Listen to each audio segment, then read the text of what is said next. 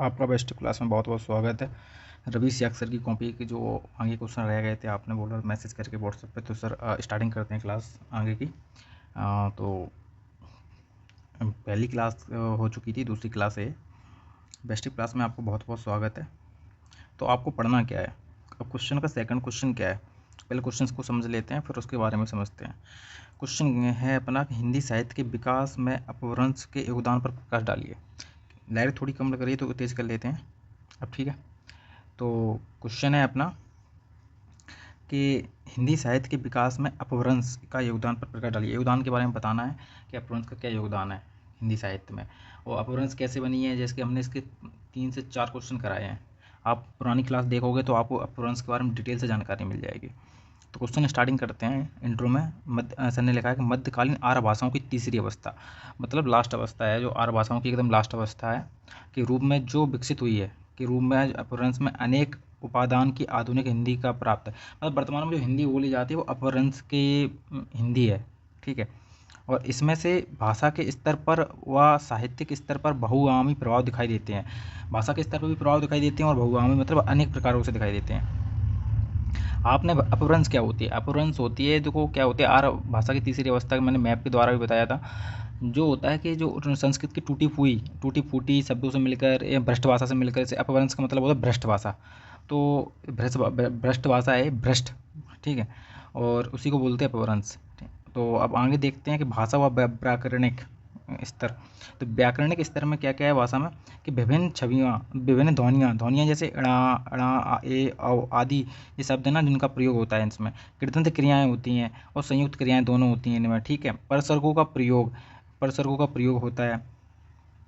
सर्वनाम और संज्ञा विशेषण, ये बिल्कुल बात है। संज्ञा हमने ये सारी विशेषताएं में बताया हुआ है, मैंने आप पिछली क्लास देखी, बहुत डिटेल से बताया है इसके बारे में।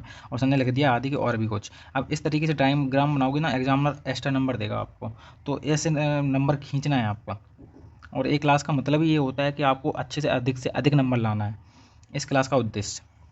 तो नेक्स्ट किया कि साहित्य के स्तर पर योगदान।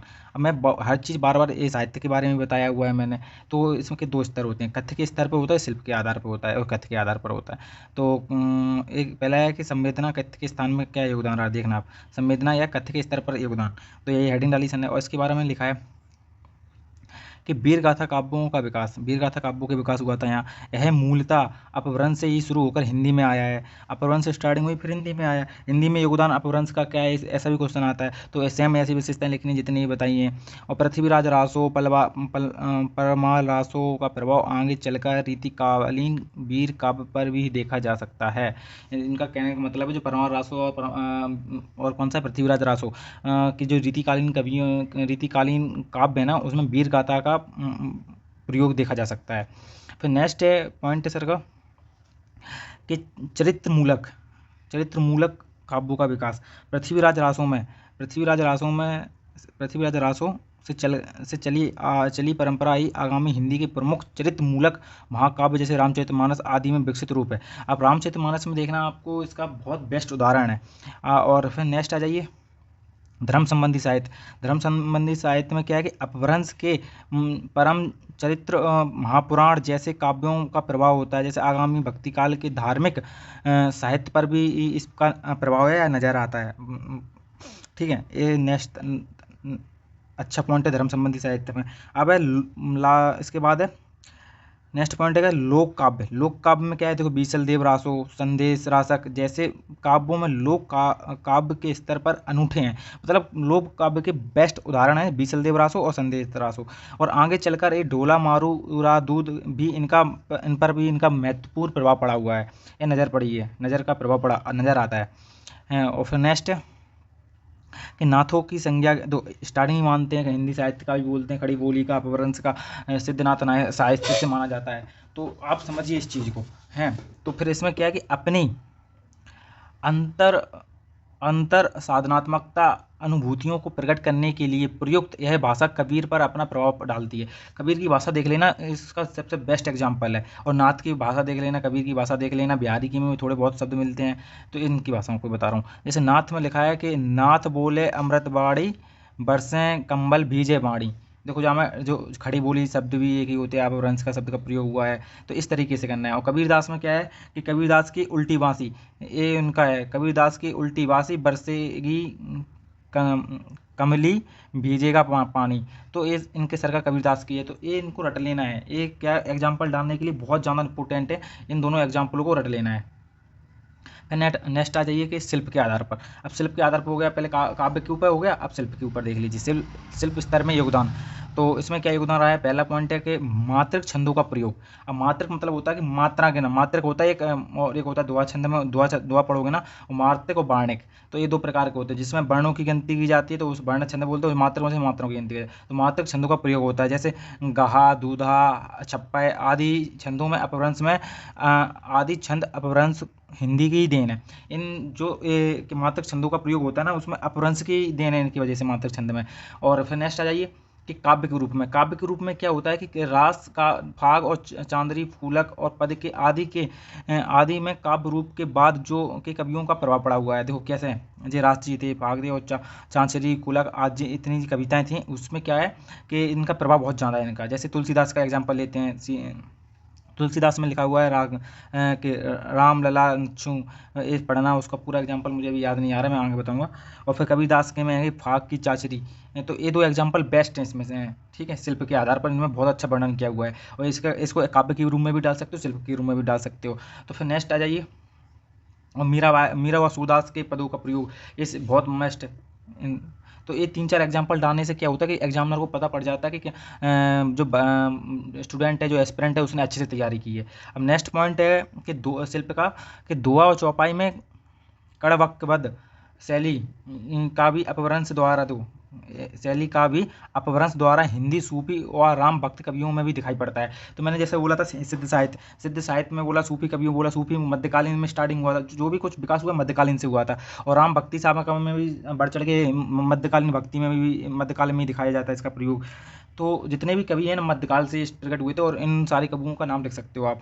देखो सूफी का लिख लिया अपन ने, राम भक्ति तो कबीर सूफी माने जाते हैं, सूफी संत। और राम भक्ति कवि के लिए अपन को तुलसीदास का नाम ले सकते हैं, और दोहा और मीराबाई का भी नाम ले सकते हैं कृष्ण भक्ति शाखा से। तो इनकी चौपाइयों में देख सकते हो आप अपभ्रंश आराम से भरपूर व्यवस्था में पाए गए हैं। और इसके लिए सर को वेरी गुड 12 नंबर मिली हुई है, देख रहे हो, और वेरी गुड लिखा हुआ है।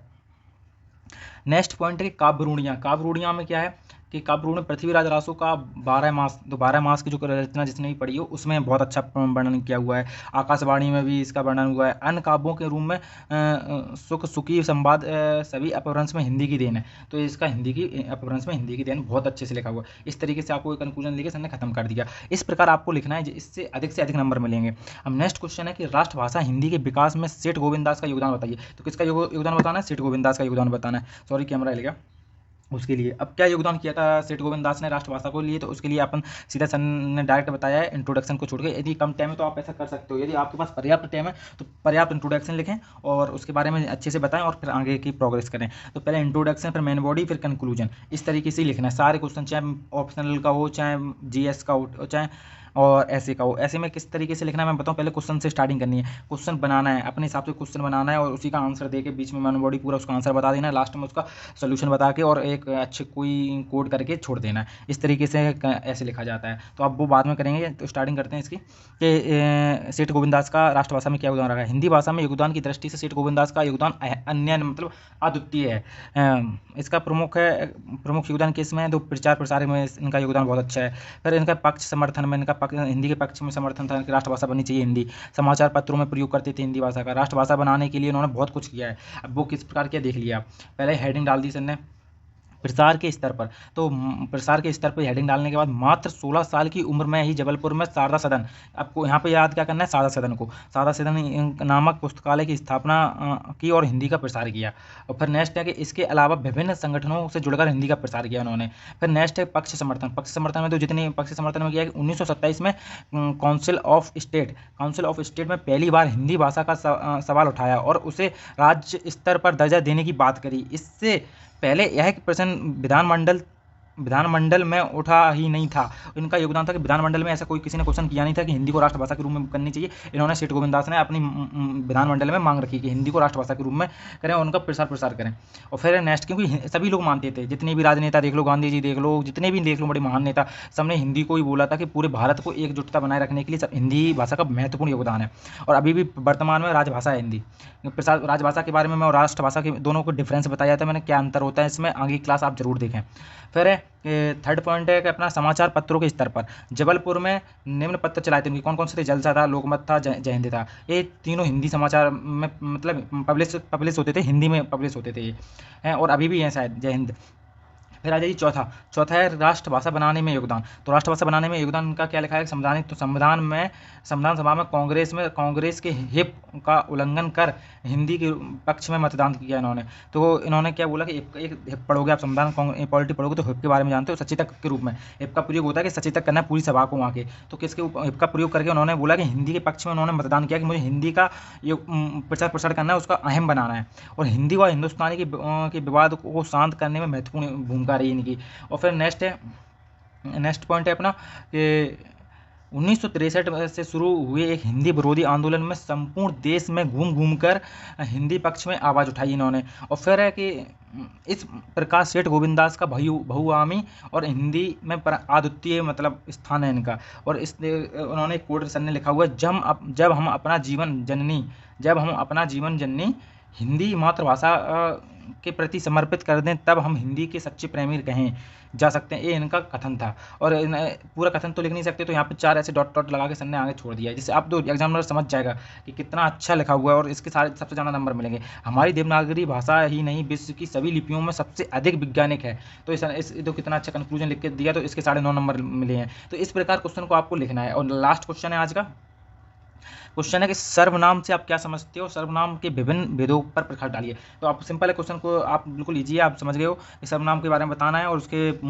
डेफिनेशन बताने हैं, उनके प्रकार बताने हैं। तो स्टार्टिंग करते हैं कि सर्वनाम से तात्पर्य है कि सबका नाम, ठीक है। और सबका नाम है तो ये शब्द वे शब्द हैं जो संज्ञा शब्दों के स्थान पर प्रयुक्त होते हैं। तो इनके संज्ञा शब्दों के स्थान पर प्रयोग होते हैं। जैसे नाम के आगे कोई कुछ बोलना है तो आप बोल सकते हैं। और जैसे कि इनके प्रयोग से वाक्यों में संज्ञाओं का बारंबारता का प्रयोग नहीं करना पड़ता है। तो बार बार संज्ञा का प्रयोग नहीं करना पड़ता है कि उसके स्थान पर सर्वनाम का प्रयोग हो जाता है। अब ये डेफिनेशन हो गई। अब डेफिनेशन में सर ने एग्जाम्पल भी बताया। जैसे उदाहरण क्या है कि रमेश ने कहा था कि वह आज उसकी बहन से मिलने जाएगा। तो देखो यहाँ पर प्रयोग हो गया, रमेश ने कहा था। अब वह मतलब वह सर्वनाम की एक हो गया, दूसरा सर्वनाम हो गया। और ऐसे इनको देखो, नाम की जगह वह है, तो वो यहाँ वो लड़की का नाम लिख सकते थे, वह है आज उसकी बहन से, तो उस बहन का नाम लिख सकते, उसकी बहन किसी दोस्त की बहन का नाम लिख सकते हैं, अमित, सुमित, नामित, इस तरीके से नाम लिख सकते हैं। लेकिन उन नाम एक बार नहीं रिपीट करने की जगह उन्होंने वह या उसकी लिख दिया, तो इनको सर्वनाम बोलते हैं। समझ गए?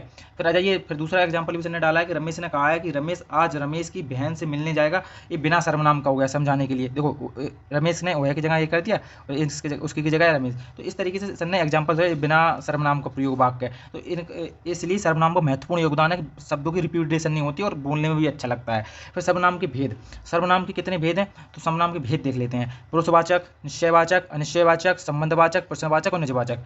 तो ये अपने 6 प्रकार के सर्वनाम हो गए। तो पहला सर्वनाम के बारे में बताते हैं। तो पहला सर्वनाम है कि पुरुषवाचक सर्वनाम। हिंदी में 3 प्रकार के प्रमुख स्वीकार किए गए हैं: उत्तम पुरुष, मध्यम पुरुष, अन्य पुरुष। उत्तम पुरुष हो गया, इसे प्रथम पुरुष बोलते हैं। मध्यम पुरुष इसे द्वितीय पुरुष बोलते हैं। अन्य पुरुष इसे तृतीय पुरुष बोलते हैं।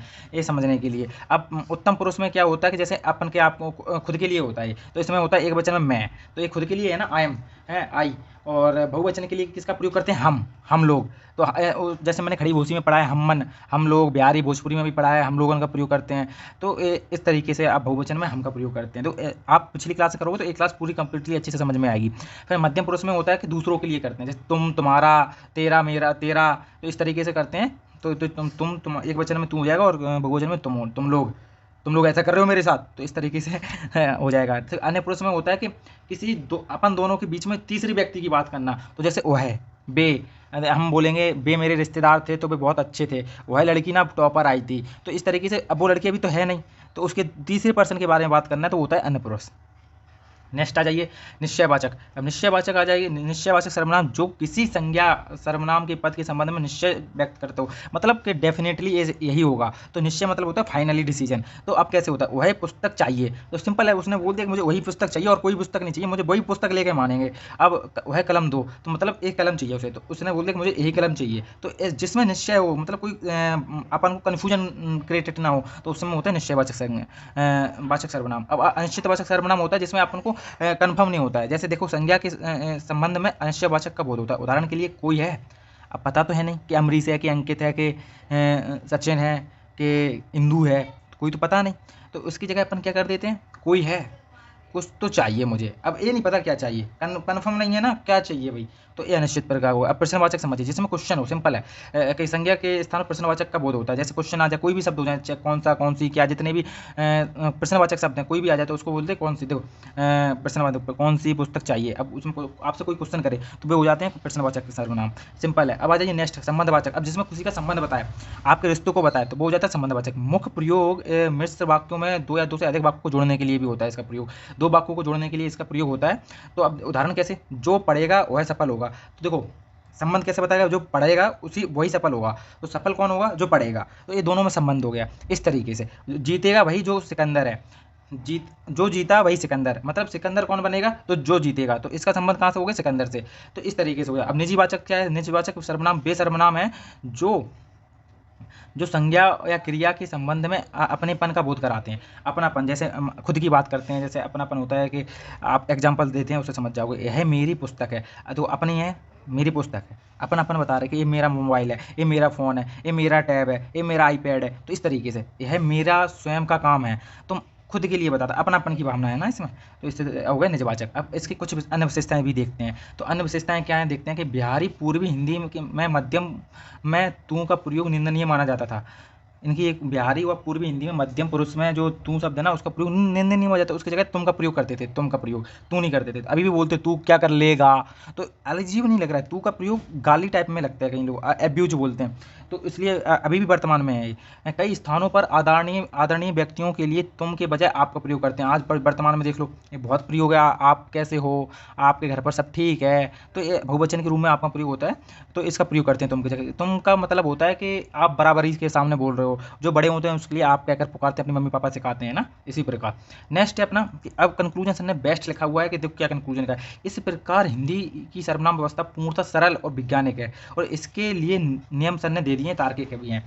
तो ऐसा कंक्लूजन लिख के खत्म कर सकते हैं। यहाँ तक क्लास देखने के लिए बहुत बहुत धन्यवाद। आपको आगे क्लास जरूर देखनी पड़ेगी, तभी क्लास और अच्छे से समझ में आएगी। और इस चैनल पर अपना सपोर्ट बनाए रखें। Thank you.